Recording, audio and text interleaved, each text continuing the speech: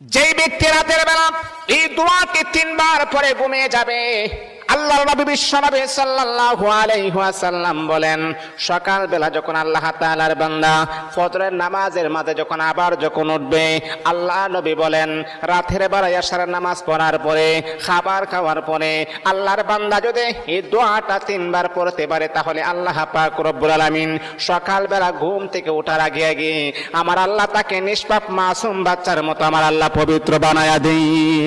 দোয়াটা সবাই আমরা জানি, আমরা সবাই কিন্তু দোয়াটা জানি, কিন্তু আমরা আমলটা করি না। দোয়াটা হলো আস্তাগফিরুল্লাহাল্লাযী লা ইলাহা ইল্লা হুয়াল হাইয়ুল কাইয়্যুম ওয়া আতুবু ইলাইহি লা হাওলা ওয়ালা কুওয়াতা ইল্লা বিল্লাহিল আলিয়্যিল আযীম। 3 বার যদি আপনি পড়তে পারি, ইনশাআল্লাহ আল্লাহ পাক রব্বুল আলামিন আমার আপনার জীবনের সমস্ত গুনাহগুলোকে আমার আল্লাহ ক্ষমা করে দিবেন।